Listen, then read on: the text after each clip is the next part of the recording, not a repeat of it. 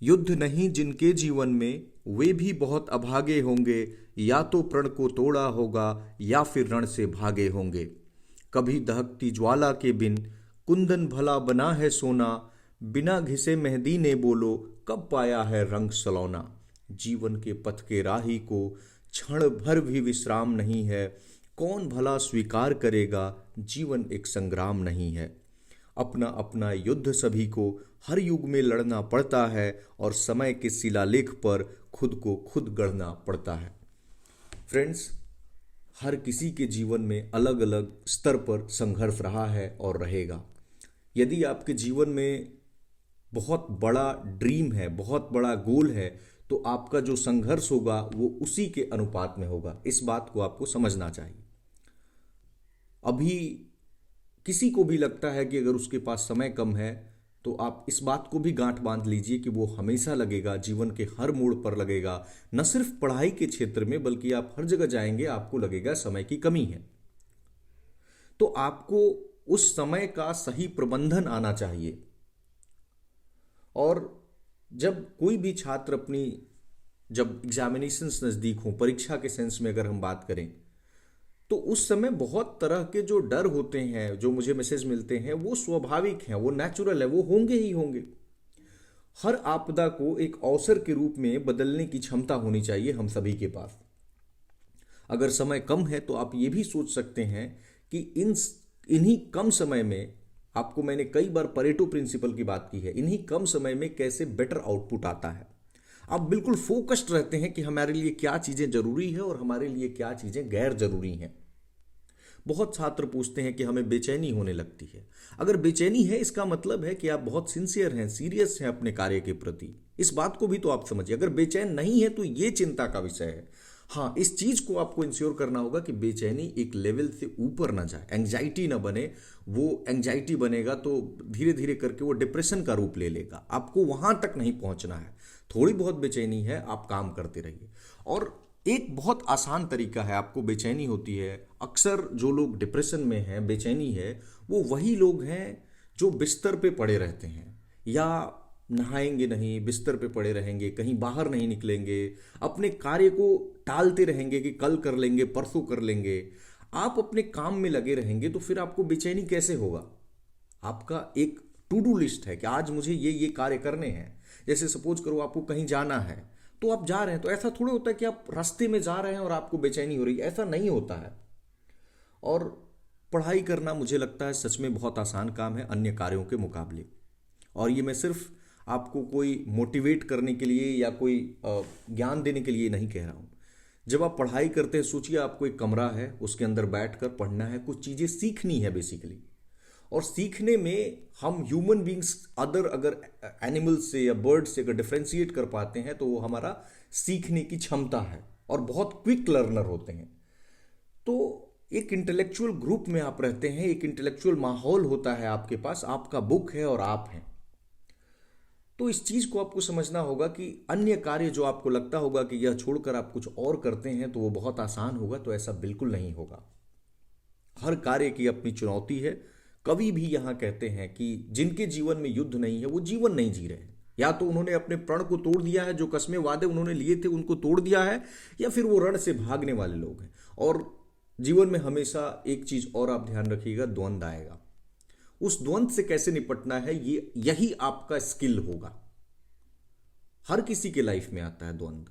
आपको लगेगा ये करें या ये करें, हमेशा दो चीजों में आपको कॉन्फ्लिक्ट होती रहेगी, कई बार तीन चीजों में होगी। तो डिलेमा, ट्राइलेमा, मल्टीलेमा, इस तरह की चीजें होंगी। तो इस चीज को समझिए, अपनी जो भी वीकनेसेस है उनको एक स्ट्रेंथ में बदलने की अगर आप क्षमता डेवलप कर लेते हैं तो आपका जो रास्ता है वो बहुत आसान हो जाता है। बहुत सारे छात्र लास्ट मोमेंट पे, एग्जामिनेशन के लास्ट मोमेंट पे ऐसे ऐसे इनपुट्स अपने आप को देते हैं जो जरूरी नहीं है, ऐसे ऐसे इंफॉर्मेशन को एब्जॉर्ब करते हैं जो उनके लिए बिल्कुल जरूरी नहीं है। आप उन इंफॉर्मेशन से अभी बचिए। आपको पता होना चाहिए कि आपकी प्राथमिकताएं क्या है, आपकी प्रायोरिटी क्या है, और आप जिस स्थिति में हैं उस स्थिति को बदलना चाहते हैं, उसमें एक बदलाव चाहते हैं और सही दिशा में बदलाव चाहते हैं। तो उस चीज के लिए आपके पास डेली का एक लिस्ट बनाइए, उस लिस्ट पर काम करना शुरू कर दीजिए। ना आपको बेचैनी होगी, ना आपको थोड़ी बहुत हो चलेगी, ना आपको कोई एंजाइटी होगा, और आपका काम रोज का रोज होता रहेगा। आखिरी समय में मैं हमेशा कहता हूं कि आखिरी समय में आप जितना काम रहेंगे, जितना कंपोस्ट रहेंगे, उतना अच्छा होगा। देखिए, आप आप अपना एग्जाम्पल लीजिए। आपने देखा होगा कि आप सही काम कब कर पाते हैं, जब आप बिल्कुल कहते हैं ना, एक न्यूट्रल स्टेट ऑफ माइंड उसमें होते हैं। आप बहुत ज़्यादा उतावले नहीं हैं, बहुत ज़्यादा प्रसन्न नहीं है एकदम से, मतलब, या फिर बहुत ज़्यादा आप टेंस्ड नहीं हैं। दोनों ही सिचुएशन में जब आप बहुत ज़्यादा एक्साइटेड भी रहेंगे तब भी आप अपने काम को ठीक से नहीं कर पाए होंगे। कोई भी कार्य, I am not talking about studies only, आप कोई भी कार्य ले लीजिए, उसमें आपको एक न्यूट्रल स्टेट ऑफ माइंड, बहुत कहते हैं ना बैलेंस्ड कंपोज्ड वे में आपको रहना होता है, वो चीज़ करना है। और इस बात को जितना जल्दी आप स्वीकार कर लेते हैं कि जीवन में संघर्ष हर किसी के है, और मैं एक्सेप्शन नहीं हो सकता, मैंने सपने बड़े देखे हैं, तो संघर्ष तो होगा ही। इसको जितना जल्दी स्वीकार कर लेंगे उतना जल्दी आपको चीज़ों को एक्सेप्टेंस जो कहते हैं ना, वो आएगी, और फिर आप आगे बढ़ेंगे। जो भी चैलेंजेस आएगी उसको भी आप स्वीकार करेंगे कि हाँ, इस जर्नी का ये पार्ट है, और ये आएंगे ही आएंगी, और यही नहीं, अभी आगे भी आएंगी, और हम उनसे भी डील करेंगे। तब आज ही हम क्यों चिंता करें कि आज से 5 साल बाद, आज से 20 दिन के बाद, या आज से 50 दिन के बाद हमारे सामने किस किस प्रकार की चुनौतियां आएंगी और हम उनसे कैसे डील करेंगे। एक छोटा बच्चा होता है, पैदा होता है अभी, तो क्या हम सब कुछ उसके बारे में सोच लेते हैं क्या, कि इसके स्कूल यहाँ होगा, इसका ये इसकी करियर क्या होगा। ठीक है, छोटा बच्चा होता है, पैदा होता है, हम उसके साथ बस उसका पालन पोषण करते हैं शुरुआत में। थोड़ा बड़ा होता है, थोड़ा बोलने लगता है, तो हम उसके साथ उसके लेवल पर जाकर बात करते हैं, चाहे हमारी उम्र कोई भी हो। हम उसे, जो कहते हैं ना, उसके साथ खेलते हैं, उसकी भाषा में बात करते हैं। तो हर उम्र का जैसे जैसे वो बच्चा बड़ा होता है, आपका भी लहजा, आपका टोन, आपका लैंग्वेज, हर चीज उससे बदल जाता है। ठीक यही होता है कि आज जो आपके पास चुनौती है, आप उस चुनौती पर काम करें। कल जो होगा वो कल देखेंगे, परसों जो आएगा उसको देखेंगे। हाँ, हमारे पास एक प्लान जरूर होगा माइंड में, या हमारे जो नोट है उसमें लिखा होगा कि हमारा ये प्लान है और टारगेट है और हम इसकी तरफ बढ़ रहे हैं। कभी आप ये नहीं नोट किए होंगे कि बहुत मेहनत के कारण आपको एंजाइटी हो रही, नहीं। कभी भी एंजाइटी होगा जब अपने काम को आप ठीक ढंग से नहीं कर रहे हैं। आप दुनिया से भले जो कुछ भी कर लें, बट विद इन, अंदर से आपको पता है कि आप अपना काम ईमानदारी से कर रहे हैं या ईमानदारी से नहीं कर रहे हैं। और ट्रस्ट मी, जब भी आप काम ईमानदारी से नहीं करेंगे, मन में बेचैनी होगी, और वो बेचैनी आपको परेशान करेगी। तो रास्ता क्या है हमारे पास? रास्ता यही है कि हम कार्य को निर्धारित करें। अगर हमें कहीं परेशानी आ रही है तो हम किसी से सलाह लें कि हमें ये परेशानी आ रही है, हम क्या करें इसमें, और फिर उसके अनुसार आप अपने प्लान बनाइए, उस प्लान पे काम कीजिए। और मैंने आपको टेलीग्राम पे शेयर किया था भगवान बुद्ध का जो आखिरी उपदेश उन्होंने भद्रक को दिया था। उसमें वो, जो मैं आपको स्टोरी बताता हूँ कि भगवान बुद्ध जब सैया पर लेटे थे और आखिरी समय उनका आ गया था, उस समय उनके जो चचेरे भाई आनंद थे, वो हमेशा भगवान बुद्ध के साथ रहते थे। तो भगवान बुद्ध को किसी की रोने की आवाज़ सुनाई दी।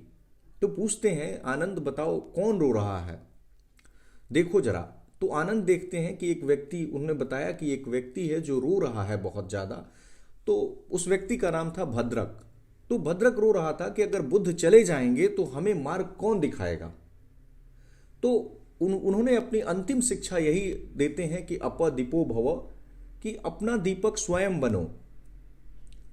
भगवान बुद्ध कहते हैं कि जब मैं नहीं रहूंगा, कोई भी परेशानी आएगी, आप खुद से पूछेंगे, आपके जो अनुभव हैं, अब तक की जो चीजें हैं, आप उनसे डिसाइड करेंगे, आप अपना लाइट खुद बन सकते हैं। तो हमेशा डिपेंडेंसी की जो कल्चर है किसी पर भी, उसको आप कम कीजिए। जितना कम डिपेंडेंट रहेंगे चीजों के लिए, उतना आप अपने काम को इफिशिएंटली कर पाएंगे और परेशानी भी कम आएगी।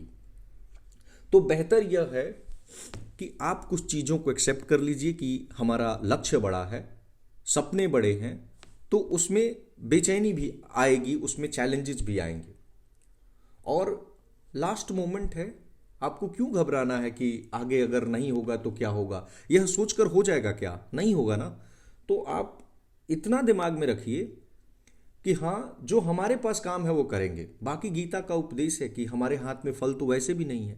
और कोई भी व्यक्ति आपको यह आश्वासन नहीं दिला सकता कि आउटकम क्या होगा, किसी का भी एक व्यक्ति का कोई नहीं बता सकता है कि आप जिस युद्ध में जा रहे हैं उसका आउटकम क्या होगा। अगर हम वही तय कर देते तो फिर हम भगवान ही होते, फिर इंसान का क्या मतलब है फिर। और कोई भी अफवाह आती है आप उस पर यकीन ना करें। कोई भी चीजें जो आपको अपने लक्ष्य से डाइवर्ट करती है, कोई भी, मैं कोई नाम नहीं ले रहा हूं, कोई भी चीज जो आपको लगता है कि आपका जो एक सीधी रेखा है आप उसमें जा रहे हैं, आपको वो दाएं मुड़ा रहा है, बाएं मुड़ा रहा है, बैक मुड़ा रहा है, आप इतने समझदार जरूर बने कि आप उसको पहचानें और फिर आप आगे बढ़ें। और हमेशा इस अपनी प्राथमिकताओं को तय रखें कि मुझे अभी क्या करना है। डिवाइड कर सकते हैं आप चीज़ों को कि सबसे पहले उन काम को करना होता है जो इम्पॉर्टेंट भी है और अर्जेंट भी है।